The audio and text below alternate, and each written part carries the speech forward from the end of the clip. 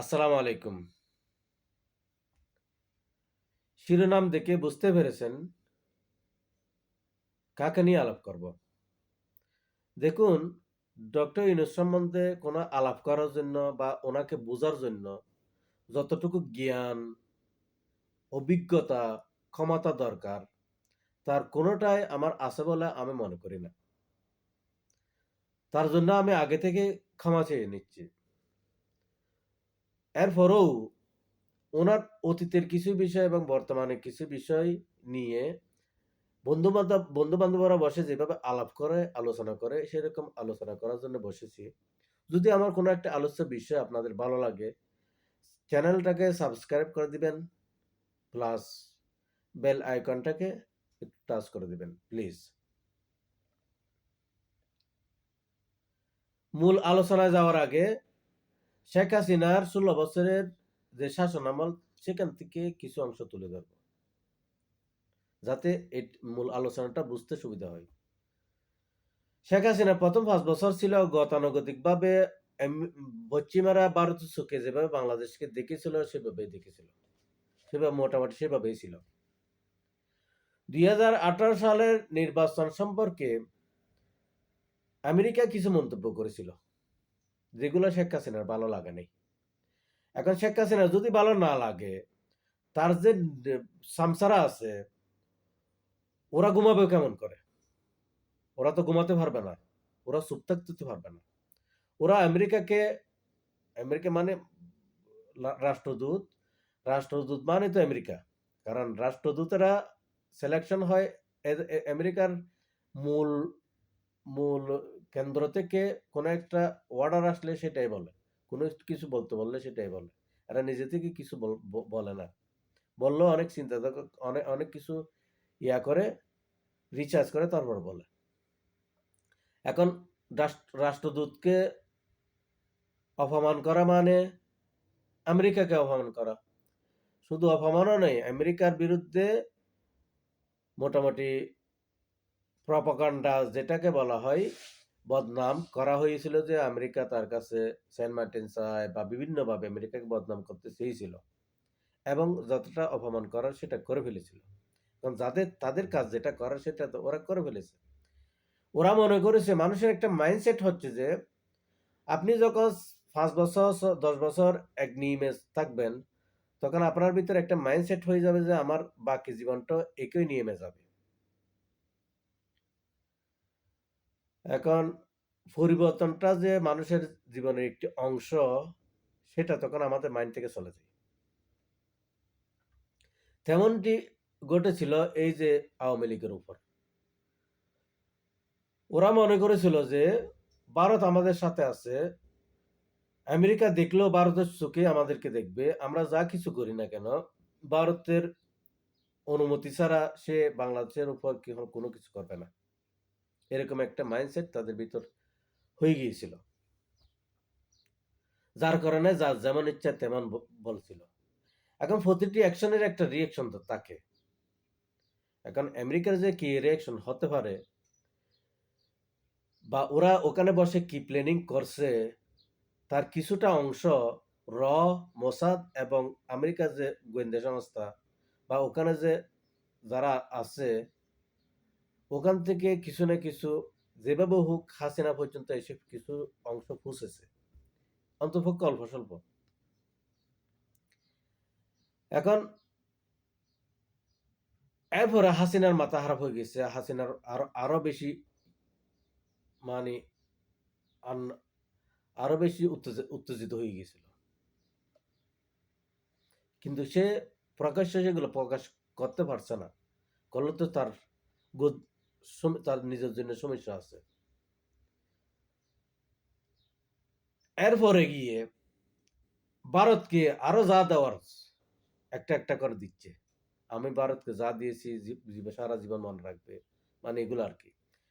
Corridor থেকে লইয়া চিটাং ইয়ে কি বলেন,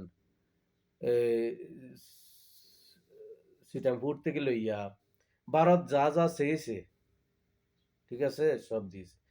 এমনকি চায়নার সাথে যে তিস্তা চুক্তিটা হয়েছিল যে ওইটাও ভারতকে পরে ভারত যেটা মনে করেছে এটা আর করতে দেয়নি। আচ্ছা যাক, রোহিঙ্গাদেরকে আবার যে ওদেরকে যে আবার ফেরত পাঠানো হবে, কারণ এটা ভারত চায়নি, পাঠাতে পারেনি। মানে এখন টিকে থাকতে হলে, ওরা মনে করেছে টিকে থাকতে হলে যে ভারতকে সাঁতার লাগবেই, সুতরাং সবকিছু দেশটাকে ভারতের দিয়ে দাও, টিকে থাকো। মানে এই একটি অঙ্গরাজ্যের মতো করে টিকে থাকার জন্য যেটা যা করার সে করে ফেলেছে। এখন যে আমেরিকার অ্যাকশন, যে এখানে আমেরিকার অ্যাকশন আস্তে আস্তে যে অগ্রসর হচ্ছে, সেটা সে আরো বেশি বুঝতে পেরেছিল যখন তার মুখ দিয়ে বা তার সামসাদের মুখ দিয়ে যখন বের হচ্ছিল যে শেখ হাসিনার বিকল্পকে বারবার যে এই কথাটা আসছিল, আসলে এই কথাটা বাজারে ছড়াই দিয়েছিল যে বাজার থেকে কোনো একটা বিষয় বা কোনো কিছু আসছে কিনা বুঝতে চেয়েছিল। এখন ওরাও বুঝতে পেরেছিল যে আমেরিকা শেখ হাসিনার বিকল্প হিসাবে ডক্টর ইউনূসকে সিলেকশন অলরেডি করে ফেলেছে। কোভিডের পরে গিয়ে এই ইয়ার আওয়ামী লীগের ভিতরে উত্তেজনাগুলো আরো একটু বেড়ে গিয়েছিল এই কারণে। এখন এটা তো গেল, এখন এরপরে কি হয়েছে না হয়েছে এটা আমরা তো দেখছি একটু মোটামুটি লাস্ট পর্যায়ে গিয়ে দেখুন, একটা সাধারণ ছাত্র, এ হচ্ছে ডক্টর ইউনূস, আর একজন ছাত্রকে পরিচয় করা দিচ্ছে কার সাথে? ক্লিনটনের সাথে। ক্লিনটনকে আমেরিকার প্রাক্তন সফল প্রেসিডেন্ট, এবং যার প্রভাব এখনো আমেরিকার মধ্যে অনেকাংশে আছে। তাহলে এই জায়গাটা খুবই গুরুত্বপূর্ণ। একটা ছাত্রকে শুধু এমনি এমনি পরিচয় করাই দেয়নি। কেউ এটা মনে করে না শুধু এমনি এমনি পরিচয় করাই দিয়েছে। পরিচয় করাচ্ছে কে? ডক্টর ইউনূস। কার সাথে করাচ্ছে? ক্লিনটনের সাথে যে পরিচয়টা করা দিচ্ছে, কি রূপে পরিচয় করা, কি বলেছে? এ হচ্ছে মাস্টারমাইন্ড। তার মানে কি? এখান থেকে একটা মানে খুঁজে নেওয়া যায়, সেটা হচ্ছে যে আমরা বিভিন্ন ফিল্মের মধ্যে দেখি না যে একজন বস থাকে, বস পরিকল্পনাটা করে, আরেকজন থাকে মাঝখানে, তারপর আরেকজন থাকে এই সাইডে, যে মোটামুটি তাদের যে মাস্টার প্ল্যান যেটা ওইটাকে কার্যকর করবে, এখানে একজন থাকে, মাঝখানে মেসেঞ্জার হিসাবে একজন থাকে। তাহলে এখানে মাস্টার মাইন্ড হচ্ছে যে আমেরিকা, মেসেঞ্জার হচ্ছে যে ইউনূস। ইউনূস কার মাধ্যমে হয়েছে? ইউনূস এখান থেকে বেছে নিয়েছে ঢাকা বিশ্ববিদ্যালয় থেকে কিছু ছাত্রদেরকে বেছে নিয়েছে। এই বেছে নেওয়ার আগে ওরা আন্দোলনটা কি নিয়ে আন্দোলন করবে সেটা নিয়ে একটা রিসার্চ করেছে। কারণ এর আগেও কোটা আন্দোলন এর আগেও হয়েছিল, এতটা সফল হতে পারেনি। তো ওরা দেখেছে যে যদি সফল একটা আন্দোলন করতে হয় বা হাসিনাকে যদি শেষ পর্যন্ত ফেলে দিতে হয়, তাহলে শুরুটা করতে হবে এখান থেকে। এখানে আবার আরেকটা বিষয় আছে, সেটা হচ্ছে যে টাকা পয়সার তো ব্যাপার থাকে। দেখো না, এই একটা অভ্যুত্থান যে আন্দোলনকে শতভাগ সফল করার জন্য এখানে টাকা পয়সা লেনদেন হতে হয়। এখন আরেকজন এসেছে, তার বাবার টাকা আছে, যে তার বাবার টাকা নিয়ে এসেছে, আমার তো কিছু নেই, আমি কার টাকা নিয়ে এখানে থাকবো? আমি কি খরচ করব? এখানে যে টাকারও যে একটা লেনদেন হয়েছে, এটা ছাড়া যে এত বড় একটা এই অভ্যুত্থান যে এমনি এমনি হয়ে যায়নি, এত বড় একটা আন্দোলন এমনি এমনি হয়ে যায় না। এই যে এটা যে ঢাকা বিশ্ববিদ্যালয় থেকে সরিয়ে সারা বাংলাদেশে যে ছড়িয়ে গেল, এটা কি এমনি এমনি হয়েছে? অবশ্যই এর পিছনে টাকা আছে। আর মাস্টার মাইন্ড বলতে গেলে এর রেখেছে পিছনে, যার মাধ্যমে মূল মেসেজটা যার মাধ্যমে দিয়েছে যে তুমি এটা করো, অমুক জায়গায় এটা করো, অমুক জায়গায় এটা করো, অমুক জায়গায় এটা করো, কিন্তু চীনে আসবে না। চীনে আসলে তুমি যে কোনো সময় বা পুলিশের হাতে অ্যারেস্ট হয়ে যেতে পারো। চীনে থাকবে না, তবে যারা চীনে থাকবে ওরা যদি 2-4 জন অ্যারেস্টও হয়ে যায়, তুমি যাতে তোমার কাজ চালিয়ে যেতে পারো, তুমি ওখানে থাকো। এভাবে রেখেছে তাকে, হয়তো পর্দার অন্তরালে রেখেছে, রেখে তার মাধ্যমে বিভিন্নভাবে এই আন্দোলনটাকে ছড়ানো হয়েছে, ছড়িয়েছে। ছড়াইয়া প্রথমে ছিল এটা কিসের আন্দোলন? কোটা আন্দোলন। অবশেষে যখন এটা সারা বাংলাদেশে ছড়িয়েছে, একটু এটার উপর যখন একটু লেগেছে, এই আন্দোলনটা যখন একটু সাঙ্গা হয়ে উঠেছে, তখন আন্দোলনটা ঘুরে গেছে সরকার পতনের আন্দোলনে। এখন আন্দোলনটা যখন সরকার পতনের আন্দোলন হয়ে যায়, এটা হতো না, এখানে সরকারেরও কিছু হাসিনারও কিছু দোষ ছিল। এখানে ওরা গুলি করে মারা সহ বিভিন্নভাবে অত্যাচার করেছিল, যেটা হওয়ার হয়েছে। হাসিনা বুঝতে পেরেছিল ওকে ফেলে দেওয়ার চেষ্টা করা হচ্ছে, তখন ওই টিকে থাকার জন্য যেটা করার করেছে। এখন লাস্ট পর্যায়ে যেটা হয়েছে সেটা তো আমরা জানি। এখন মাস্টার মাইন্ড একজন ছিল অবশ্যই, যেটা ওখান থেকে যে পরিকল্পনাটা হচ্ছে আমেরিকাতে বসে, সেই পরিকল্পনাটা যাকে দিয়ে এটা কাজ কার্যকর করা হচ্ছে, তিনি হচ্ছেন মাস্টার মাইন্ড। এখন বুঝতে পেরেছেন মাস্টার মাইন্ড কাকে বলা হচ্ছে? এবং মাস্টার মাইন্ডকে সাথে নিয়ে উনি ওনার এই ডক্টর ইউনূস এই যে বর্তমান সরকার গঠন করেছে, সর্বপ্রথম মাস্টার মাইন্ডকে কিন্তু উনি উপরে রেখেছেন, ওনার ওনার পাশাপাশি রেখেছেন। যাক, আমি সব সব কথা হয়তো গুছিয়ে বলতে পারছি না, কিন্তু আমি যেটা বোঝাতে চাচ্ছি হয়তো আপনারা হয়তো বুঝতে পারবেন। আমার আমি যেটা চিন্তা করছি সেটা হয়তো ভুলও হতে পারে, বা ভাবতে পারেন যে এটা আপনার চিন্তাটা, বলতে পারেন যে আপনি যেটা চিন্তা করছেন এটা না, ওইরকম কিছু ঘটে নেই। তবে আমার মনে হয় না এরকম এত বড় একটা অভ্যুত্থানের পিছনে কোনো বড় ধরনের প্ল্যানিং ছিল না, এ ধরনের আমার কখনো মনে হয়নি। আচ্ছা যাক, হাসিনাকে ফেলে দেওয়া ছিল প্লেন এ। এখন প্লেন বি আছে, প্লেন বি ধরতে পারেন ডক্টর ইউনূসকে।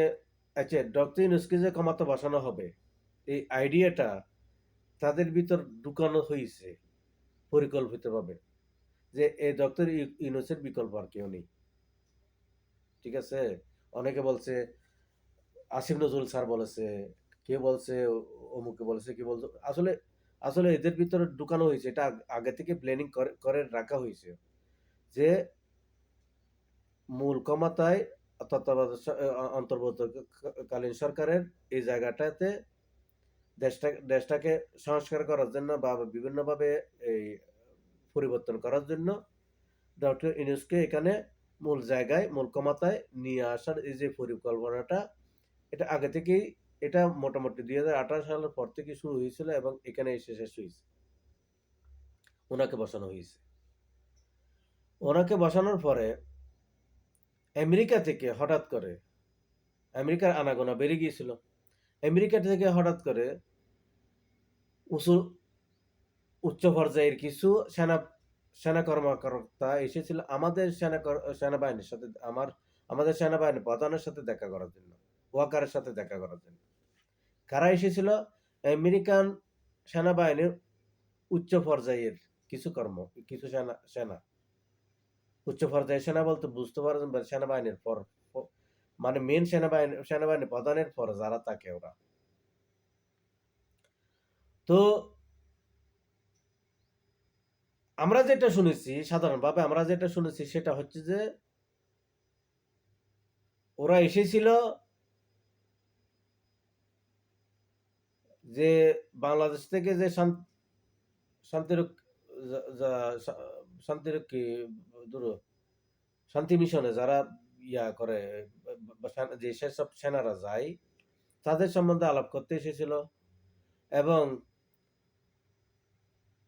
সার্বভৌমত্ব রক্ষার একটা বিষয় বলেছিল। এতটুকু আমরা মানে সাংবাদিকরা ওনাকে প্রশ্ন করেছিল, উনি ওইভাবে জবাব দিয়েছিল। এতটুকু। কিন্তু এতটুকু বলার জন্য আমেরিকাকে, আমেরিকার এই যে উচ্চ পর্যায়ের যে সেনারা এখানে আসার তো উচিত ছিল না। ওরা ওখান থেকে তো বলতে পারতো আমরা, বা একটা বক্তব্য দিলে তো হয়ে যেত। কিন্তু এখানে এসে সশরীরে এসে ওনার সাথে বসে, এই যে বসে দীর্ঘ সময় যে আলাপ করেছে, শুধু শুধু এইটুকু আলাপ তো না, আরো তো এর পিছনে আরো কিছু থাকতে পারে। কি ছিল? হয়তো এমনও কিছু ছিল যে ওরা বলেছিল ডক্টর ইউনূসকে শতভাগ সহযোগিতা করার জন্য। এখন আসেন, গত একটি ভিডিওতে আমি ওয়াকারের বিরুদ্ধে বলেছিলাম, কিন্তু সেটা একটা অ্যাঙ্গেল থেকে চিন্তা করেছিলাম।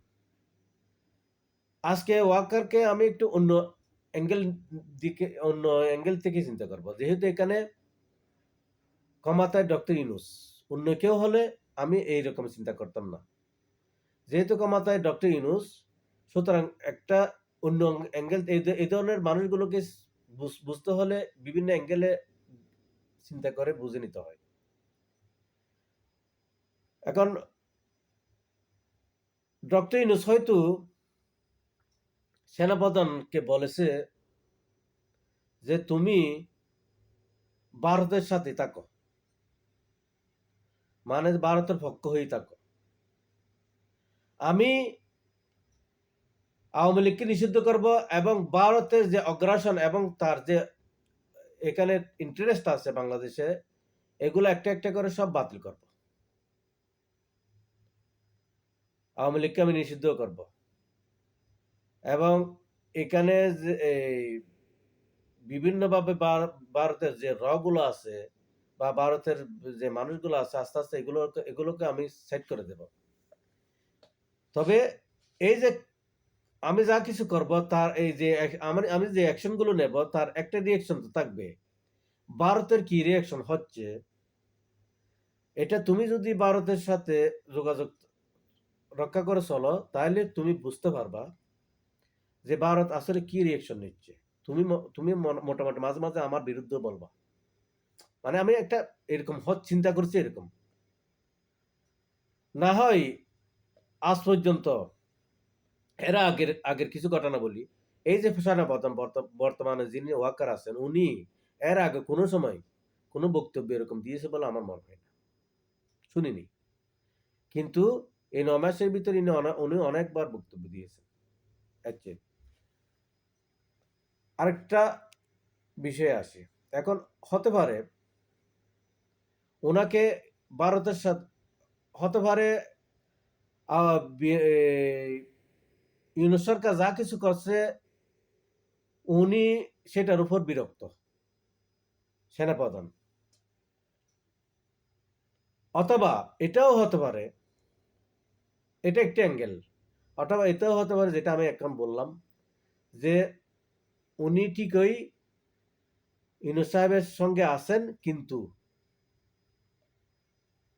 উপরে উপরে ভিতরে ভিতরে ইউনূস সাহেবের সাথে আছে, ইউনূসের সাথে আছে, সরকারের সাথে আছে, কিন্তু উপরে উপরে উনি বোঝাতে চাচ্ছেন আমি ভারতের সাথে আছি। কারণ এই যে পুরো পুরো বিষয়টাকে যদি এখন সেনাপ্রধানও যদি ইউনূসের সাথে থাকে, তাহলে এখানে যে আওয়ামী লীগ আছে, ইয়াতে আছে প্রেসিডেন্ট আওয়ামী লীগ, তারপর সবতে তো আওয়ামী লীগ। এখন ওই সচিবালয় থেকে, পুলিশ থেকে, সব জায়গাতে আওয়ামী লীগই আছে। এখন এখান থেকে যদি সরকারকে সহযোগিতা করা না হয়, ঠিক আছে, তাহলে সরকার যে কোনো সময় সরকার পড়ে যাওয়ার সম্ভাবনা আছে। যার কারণে হয়তো ওয়াকারকে একটা ম্যাজিস্ট্রেটিভ পাওয়ার দিয়ে দিচ্ছে। ম্যাজিস্ট্রেটিভ পাওয়ার কি বুঝেন তো? ম্যাজিস্ট্রেটিভ পাওয়ার মানে পুরো সেনাবাহিনীকে একটা ম্যাজিস্ট্রেটিভ পাওয়ার দিয়া রেখেছে এবং ওয়াকারকে বলেছে তুমি আমার বিরুদ্ধে থাকো উপরে উপরে, ভিতরে যেটা আমরা আমরা থাকবো। এরকম একটা চিন্তাধারা আমার মনে হচ্ছে, এরকম কিছু। কারণ আজ পর্যন্ত ইউনূস সরকার কোনোদিন, ইউনূস সরকার বা এর ভিতরে কেউ, এই সরকারের ভিতরে কেউ সেনাপ্রধানের বিপক্ষে এত বড় বেয়াদবি করার পরেও সেনাপ্রধানের বিপক্ষে কোনো কথা বলেনি। আচ্ছা, এবার আসি আরেকটা বিষয়ে।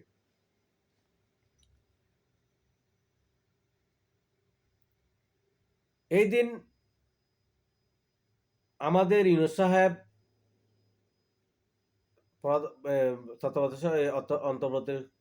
অন্তর্বর্তীকালীন সরকারের প্রধান এবং ওনার যে মন্ত্রী পরিষদ, বিশেষ বিশেষ কতগুলো মন্ত্রী পরিষদ নিয়ে উনি গেছিলেন কোথায়?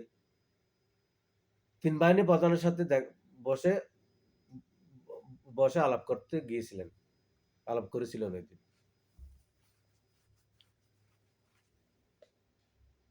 এর পরের দিন সেনা সেনাপ্রধান ওয়াকারের একটা বক্তব্য, 5 দিন আগে করা একটা বক্তব্য, এতদিন এটা মিডিয়াতে আসেনি।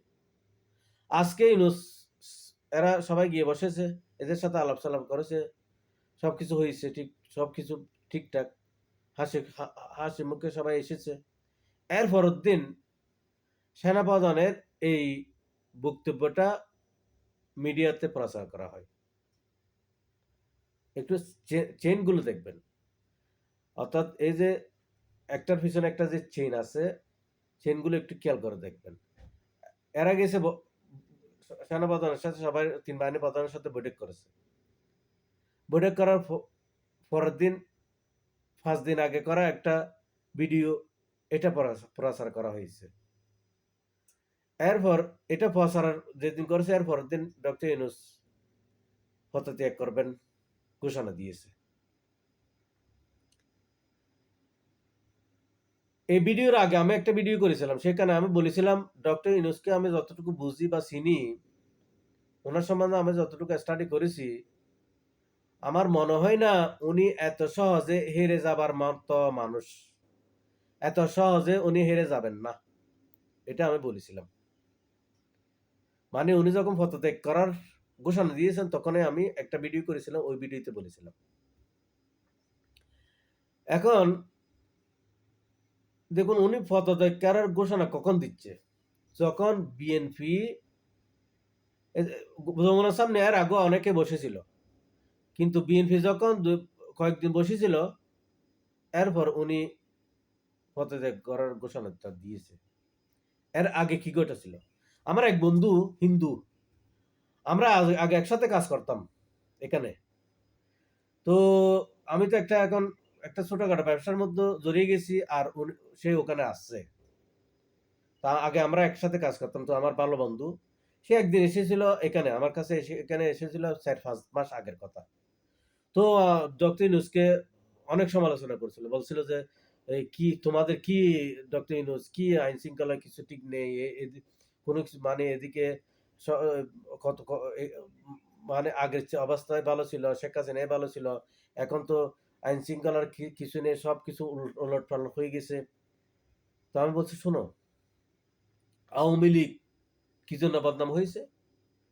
দেশের মানুষ আওয়ামী লীগের উপর কেন অতিষ্ঠ হয়েছিল, কেন এত খুব আওয়ামী লীগের উপর ছিল, কি কি কারণে? তো বলছে কি কি কারণে? আমি বললাম, 1 নম্বর দলীয়করণ, পুলিশ দলীয়করণ, বিচার না পাওয়া, এগুলো তো আলাদা থাক, চাঁদাবাজি, রাহাজানি, ভূমি দখল, এই যে যা কিছু ছিল, যেগুলো সাধারণ মানুষের যেগুলোর মধ্যে সবচেয়ে বেশি বিরক্ত হয়েছিল, ওইগুলো ছিল এই বিষয়গুলো: চাঁদাবাজি, ভূমি দখল, যারা যেমন ইচ্ছা তেমন ব্যবহার। এখন একই ব্যবহার যদি বিএনপি না করে, বিএনপিকে সে একই ব্যবহার করার সুযোগ যদি না দেওয়া হয়, তাহলে এটা আমি তাকে বলছি, এরকম আমি বলছি, বিএনপিকে যদি এরকম সুযোগ দেওয়া না হয়, তাহলে আগামী ইলেকশনে বিএনপি ক্ষমতায় চলে আসবে 100%। এখন আওয়ামী লীগের ফেলে যাওয়া যতগুলো অপরাধ, যা কিছুর জন্য আওয়ামী লীগ বদনাম হয়েছে বা আওয়ামী লীগকে মানুষ থু থু করেছে, তার সব কিছু কিছুর মধ্যে এখন বিএনপিকে তো আসতেই হবে। বিএনপি আসবেই। বিএনপি আওয়ামী লীগ তো এক মুদ্রার এই ফিট ও ফিট। এখন বিএনপিকে সেই সুযোগ যদি না দেয়, সরকার সরকার থেকে সেই সুযোগটা যদি না দেওয়া হয় এবং আইন শৃঙ্খলা সবকিছু যদি ঠিকঠাক থাকে, দেখুন এর আগে সেনাবাহিনী যতবার মাঠে নেমেছিল, বাংলাদেশ স্বাধীন হওয়ার পর থেকে বলছি, যতবার সেনাবাহিনী মাঠে নেমেছিল, ঠান্ডা হয়ে গেছে, পুরো দেশ ঠান্ডা ছিল, ছিল না? আইন শৃঙ্খলা সব ঠিক ছিল না? ছিলই। তখন সেনাবাহিনীর কাছে ম্যাজিস্ট্রেটিভ পাওয়ার ছিল না, কিন্তু বর্তমান সেনাবাহিনীর কাছে ম্যাজিস্ট্রেটিভ পাওয়ারও আছে। এরপরও কেন আইন শৃঙ্খলার অবনতি হয়েছে? দুইটা কারণ হতে পারে। একটা, সেনাবাহিনী ডক্টর ইউনূস সরকারকে সাফে রাখতে চাচ্ছে, বা ওনাকে মন মানসিকভাবে বা পুরোপুরিভাবে ওনাকে সহযোগিতা না করার চিন্তাধারা আছে এক, অথবা বিএনপিকে আওয়ামী লীগের জায়গায় নিয়ে আওয়ামী লীগ যা যা করেছে তার সবটুকু যেন বিএনপিও করে এবং বিএনপির উপর থেকে মানুষ যেন আস্থা হারাই ফেলে, সেই পরিকল্পনা নিয়ে বিএনপিকে আবার মাঠে ছেড়ে দেওয়া হয়েছে। মানে আমরা যদি মাঠ ছেড়ে না দিই, আমরা যদি চাঁদাবাজি বিএনপি যেগুলো আওয়ামী লীগ করেছিল, বিএনপির স্বভাবত সেগুলো ছিল, বিএনপি তো আওয়ামী লীগের একটি অংশ। যদি বা তারা বলে যে আওয়ামী লীগকে আওয়ামী লীগ এমতে তেমতে, ঠিক আছে, আবার আওয়ামী লীগ এসে বিএনপি এমতে তেমতে এগুলো করে না, আসলে ওরা ওদের অপরাধের মধ্যে এর বিচার ও করবে না, ওর বিচার এও করবে না। এ যা কিছু খাওয়ার খেয়ে যাবে, আবার ওই সে যা কিছু খাওয়ার এই খাবে। এরা দুজনে কখনো আওয়ামী লীগ বিএনপির বিচার করে না, বিএনপি আওয়ামী লীগের বিচার করে না। এভাবে এবার আওয়ামী লীগ কিছুটা করেছিল, কিন্তু বিএনপির সে সাহস নেই, সে আওয়ামী লীগের কোনো বিচার করবে। এখন এইতে গেল একটা বিষয়। এখন যে বিএনপির যে অবস্থা, চারিদিকে চাঁদাবাজি বা যে অপরাধগুলো করছে, এগুলো আওয়ামী লীগই করেছিল। এখন বিএনপি থেকে তো মানুষের আস্থা হারানোর জন্য, আস্থা চলে যাওয়ার জন্য বিএনপিকে তো মাঠে ছেড়ে দেওয়া উচিত, দরকার ছিল, প্রয়োজন ছিল। এই প্রয়োজনের কারণেও হয়তো আইন শৃঙ্খলাকে একটু লুজ দিয়ে রেখেছিল। তখন আমার বন্ধু ওই বলছে, দূর তুই পাগল, আস্থা পাগল, এটা কি আইন শৃঙ্খলা, বিএনপিকে বদনাম করো? আমি বলছি হতে পারে এটা। কোনো একটা বিষয়কে তুমি এক অ্যাঙ্গেলে দেখলে তো হবে না, অন্য একটা অ্যাঙ্গেল আছে তো। সবকিছু দুইটা অ্যাঙ্গেল থাকে তো।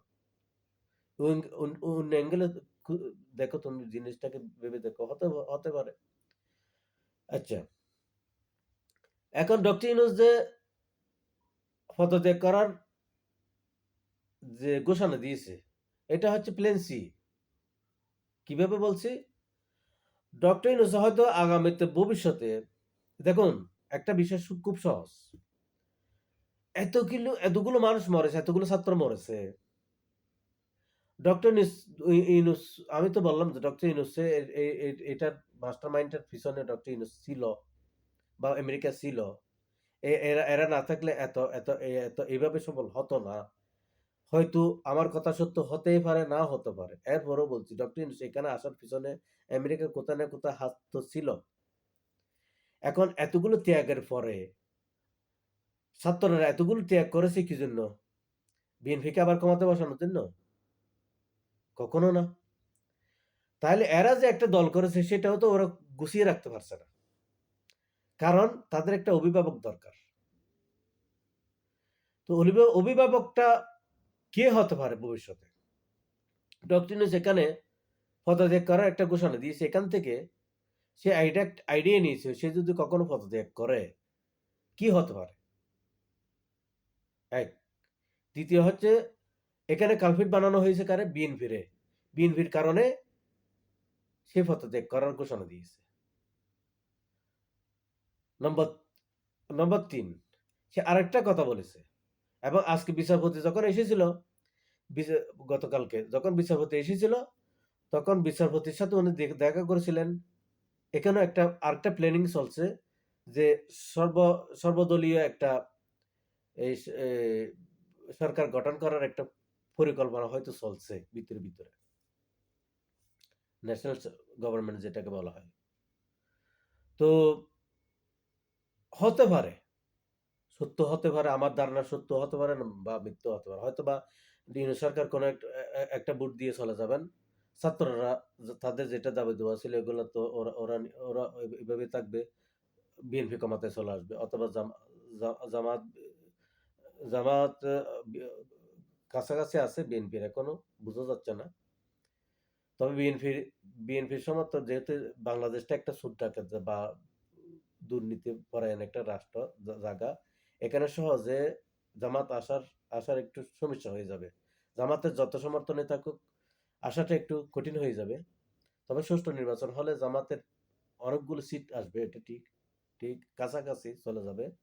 তবে এখানে আরেকটা ঘটনা যদি ঘটে, আমি এমনি চিন্তা করছি আরকি। কারণ ছাত্ররা এতগুলো ত্যাগ করেছে, এদেরকে ক্ষমতা আনার জন্য তো না। ছাত্ররা চেয়েছিল ডক্টর ইউনূসকে সামনে রেখে ওরা একটা মনে করতো তাদের একটা এই মুহূর্তে ডক্টর ইউনূস যদি পদত্যাগ করে ছাত্রদের দলের সাথে যুক্ত হয় এবং তাদের অভিভাবক হয়ে যদি এ নির্বাচনে আসে, তাহলে যে এই ছাত্রদের মধ্যে যে ডিবেট হয়ে গেছে, এরা হয়তো সব এক হয়ে যাবে। আবার এখানে যদি জামাত তাদের সাথে যুক্ত হয়, তাহলে বিএনপির জন্য একটা বড় ধরনের ধাক্কা হয়ে যাবে এটা। আমার কেন জানি মনে হয় বিএনপি তাড়াতাড়ি নির্বাচন করছে যে বিএনপি কিছু বিষয় বুঝতে পারছে এইসব বিষয়গুলো। হতে পারে। আচ্ছা, যদি এখন এই যে পদত্যাগের ঘোষণাটা দিয়ে সে বুঝতে চেয়েছিল পদত্যাগ করলে কি হতে পারে। সে যেটা বোঝার সে বুঝে ফেলেছে। বুঝে এরপরে সে আরেকটা কথা বলেছে। যে আমাকে যদি তোমরা সহযোগিতা না করো বা আমি যেভাবে বলছি এভাবে যদি না চলো বা আমি যা করছি তা যদি না হয় তাহলে আমি কিন্তু থাকবো না। এই কথাটা সে পদত্যাগ করার পরে যে বৈঠক টৈঠক হয়েছে বৈঠকের মধ্যেও বলে ফেলেছে। আচ্ছা গেছে। এখন এরপরও বিএনপির ভিতরে ভয়টা হচ্ছে যে মানে এই যে আমি যেগুলো কথাগুলো বলেছি হয়তো এগুলোর মধ্যে কিছু না কিছু সত্য ওরা হয়তো মনে করছে এরকম কিছু হতে পারে। এরকম হয়তো ভাবতে পারছে। কারণ ছাত্ররা এখনো পর্যন্ত সংগঠিতভাবে যে ৩০০ আসনে যে এদের যে দেবে, প্রার্থী দেবে, এভাবে কোনো ইয়ার মধ্যে এখনো ওরা যাচ্ছে না। বা ওরা এখনো পর্যন্ত এই ফিনাকে আছে, ইলিয়াস আছে, আরো যারা আছে, এদেরকে নিয়ে এদেরকে যে নিয়ে আসার ইয়ে আছে, এসে যে দলটাকে একটা সাংগঠনিকভাবে দলটাকে আরো শক্ত করবে। বিশেষ করে ফিনাকি এবং ইলিয়াস আরো আরেকজন যে আছে ওরা বিশেষ করে এদেরকে খুব বাইরে থেকে অনেক হেল্প করেছিল এই ছাত্রদেরকে। এখনো করছে। তো তাদেরকে কেন আনছে না? আমি একটা আমার আমারটা আমি চিন্তা করছি। তাদেরকে কেন আনছে না? এনে দলটাকে কেন সুসংগঠিত করছে না? বা কি হতে পারে? তো এখনো পর্যন্ত এরা তো বিএনপির বিরুদ্ধেও বলছে। এতদিন আওয়ামী লীগের বিরুদ্ধে বলেছিল, এখন বিএনপির বিরুদ্ধে বলছে। তাহলে এদের পক্ষের মানুষ কে? এগুলো নিয়েও তো একটু ভাবতে হবে। এরা এত কিছু করেছে, বাইরে বসে এত কিছু করেছে, ওরা কি দেশে কোনো কিছুতে অংশ নেবে না? অবশ্যই নেওয়ার পরিকল্পনা আছে। তো কিন্তু নিচ্ছে না কেন বা এরা আসছে না কেন? আর এদেরকে আসতে বলছে না কেন? হয়তো হয়তো আরেকটু সময় নিচ্ছে। ডক্টর ইউনূস আমার কেন জানি মনে হয় এটা একান্ত আমার ধারণা।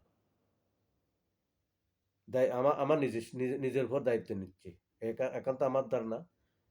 হতে পারে ডক্টর ইউনূস এই যে স্থানীয় নির্বাচন যেটা হওয়ার সেটা করে, তারপরে সম্পূর্ণ একটু গুছাইয়া সংস্কার যেটা করার করে, তারপরে এই যে ছাত্র যে মেইন দাবি ছিল জুলাই আন্দোলনের যে ঘোষণাপত্র এগুলো সব শেষ করে তিনি হয়তো একটা জাতীয় সরকারের হাতে ক্ষমতা দিয়া নির্বাচনের রোডম্যাপ দেওয়ার আগেই রোডম্যাপ দিয়ে টিয়ে সবকিছু করে ওই একটা তারিখ ঘোষণা করার পরে হয়তো ২-১ মাস আগে করে ১ মাস অথবা ২ মাস আগে করে উনি হয়তো একটা জাতীয় সরকারের হাতে ক্ষমতা দিয়ে নেমে যেতে পারে, পদত্যাগ করতে পারে। আমার নিছক এটা ধারণা। পদত্যাগ করে উনি ইয়ার সাথে এই দলটার এই এনসিপির মুরব্বী হইয়ে বা এনসিপির যে প্রধান হইয়ে উনি হয়তো আগামী নির্বাচনে আসার পরিকল্পনা হয়তো ওনার থাকলেও থাকতে পারে। আল্লাহ মালুম। তবে আমার কেন জানি এরকম মনে হচ্ছে, কারণ ছাত্ররা এত ত্যাগ স্বীকার করেছে, এত কিছু করেছে, কিন্তু দলটাকে গঠন করার জন্য যা কিছু করার এজন্য কোনো কিছু ওরা করছে না বা করতে পারছে না। এই যে গতকালকে দেখলাম একজনকে চিটাগাংয়ের মধ্যে এতটুকু কিন্তু বিভিন্ন জায়গাতে গিয়ে যে ওরা এদের সমর্থন বাড়াচ্ছে, যেমন যেমন এখন জামাত বাড়াচ্ছে গ্রামে গ্রামে গিয়ে এই ফরম দিয়ে তাদের নাম ঠিকানা নিয়ে তাদের দলের মধ্যে মানুষ ঢুকাচ্ছে। এরকম কোনো কিছু ইয়ার মধ্যে ওই এনসিপির মধ্যে দেখা যাচ্ছে না। কারণটা কি? হয়তো লাস্টে গিয়ে হা এস খালেদা জিয়া যেভাবে আসার সময় একটা জোয়ার সৃষ্টি হয়েছিল না? হয়তো লাস্টে গিয়ে এমন একটা জোয়ার, নির্বাচনের আগে হয়তো এমন একটা জোয়ার আসবে, এই নীতি পদ্ধতি করলে। আর পিনাকি এরা সবাই যদি দেশে আসে যায় এবং আরো মানুষ আছে বাইরে থেকে যারা আসার জন্য ইউনূস সরকার হয়তো এটা পরিকল্পনা করে রেখেছে। সবাইকে যখন নিয়ে আসে জায়গায় বসায় দেবে, তখন হয়তো একটা প্লাবন আসতে পারে। আর সাথে যদি জামাতকে নিয়ে নিতে পারে, তখন তখন বিএনপির জন্য এটা, বিএনপি এর পরে ১০-১৫টা সিট পায় কিনা সন্দেহ হয়ে যাবে। এ এরকম প্ল্যানিং হতে পারে। বুঝতে পারছি না। যাক, আমি যেটা চিন্তা করি, এটা আমার একান্ত চিন্তাধারা। আমি একটা জিনিসটাকে এক অ্যাঙ্গেল দিয়ে এক অ্যাঙ্গেল দুই অ্যাঙ্গেলে চিন্তা করে দেখি কোনটা হচ্ছে আসলে। যেটা দেখছি চোখের সামনে, আবার যেটা অনেক কিছু দেখছি আবার মানতে পারছি না।